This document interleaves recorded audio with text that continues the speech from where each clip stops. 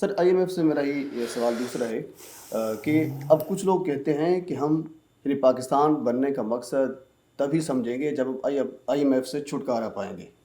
تو I am F سے ہم شروع سے آ رہے ہیں, اب دن بدن جو قرضے ہیں ان میں اضافہ ہو رہا ہے. جی جی ٹھیک ہوگا. تو یہ مجھے تو نہیں لگتا بحیثیت ایک طالب علم کہ ہم کہیں مستقبل میں اس سے دور ہو سکیں. تو کیا پاسبلٹی ہے؟ اچھا ایک جہاں میں آپ کی بات یہ کرنا چاہوں گا, علامہ خادم حسین رضوی صاحب نے ایک حل بتایا تھا قرضے اتارنے کا. جی. ٹھیک ہو گیا. تو قرضے کس طرح اتاریں, یعنی بیسیکلی سوال ہی یہی ہے کہ آئی ایم ایف سے کس طرح نکلیں تاکہ اس کے بعد پھر کسی کو اعتراض یہ نہ ہو کہ ہم جکڑے ہوئے ہیں تو اسی وجہ سے ہم پاکستان میں اسلام نافذ نہیں کر سکتے. دیکھیں جہاں معاشیات کی بات بھی کرتے ہیں نا تو وہاں ہم اسلام کے لیے نہیں کر رہے, اپنی ذات کے لیے کر رہے ہیں. میرے سمیت ہر بندہ سوچتا ہے کہ میں ماچس کی ڈبیے بھی لینے لگاؤں نا تو اس پہ اتنا ٹیکس لگا ہوا ہے. ٹھیک ہے, تو لہٰذا مجھ پر یار کیوں ٹیکس لگنا چاہیے؟ اسلام سے کوئی وفاداری نہیں ہے. بات ہی کہ مجھے چیز مہنگی پڑ رہی ہے, بھائی یہاں تک ہے.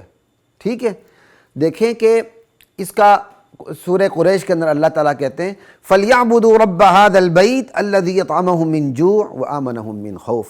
اس رب کریم کی عبادت کرو جو اس بیت اللہ کا رب ہے. رب هذا البیت, وہ کون ہے؟ جو تمہیں بھوک میں کھانا کھلاتا ہے اور خوف سے تمہیں امن دیتا ہے. یہ کسی بھی کامیاب معاشرے کی دو بڑی نشانیاں ہوتی ہیں کہ اس میں امن بھی ہو, بھوک بھی نہ ہو. صحیح ہوگا. اچھا سر بھوک سے بھی میرا میں سوال نہیں, اگلا سوال نہیں, یہ جواب مکمل ہی نہیں ہوا تو میں سوال جواب کی طرف اگلے اس پہ کیسے جائیں, اس کو مکمل کرتے ہیں. بات یہ ہے کہ سب سے پہلے آپ اللہ اور اس کے رسول کے بن جائیں, پھر معاشیات کی طرف آئیں گے تو اللہ اور رسول کے بنیں گے نا, ایک ایک چیز کو لیں گے آپ. ٹھیک ہے, جب آپ معاشی مسئلے پہ آئیں گے تو آپ نے کہا جی علامہ خادم حسین صاحب نے بھی ایک حل پیش کیا تھا. ٹھیک ہے, راکٹ مار دو, ڈمبم مار دو یا جو بھی ہو. ٹھیک ہے, بات یہ ہے آپ 5 سال کے لیے ترقیاتی کام بند کر دیں. ٹھیک ہے, ہمیں دکھایا جاتا ہے اورنج ٹرین, پرپل ٹرین, تو موٹر ویز, تو فلاں تے ٹمکانے تے شمکانے. یار بند کر دو, ہم بھوکے رہیں گے. جب یہ موٹر وے نہیں تھی ہم زندہ تھے, جب اورنج ٹرین نہیں تھی ہم زندہ تھے, اگر پرپل ٹرین نہیں بنے گی تو پھر بھی ہم زندہ رہیں گے. اس کو بند کر دیں, 5 سال کے لیے ترقیاتی کام بند کر دیں.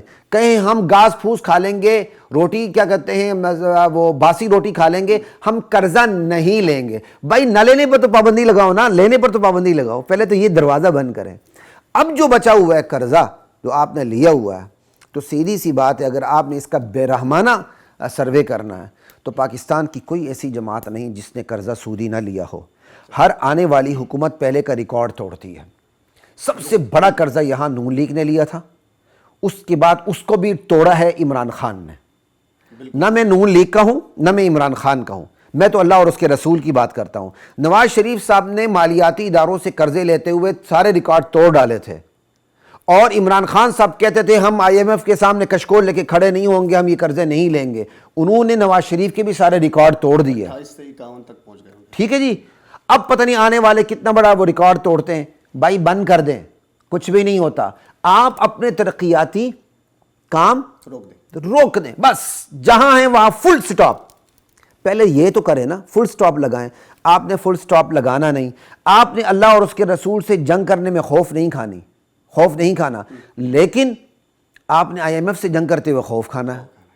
تو حل تو سیدھا سادہ سا ہے یار.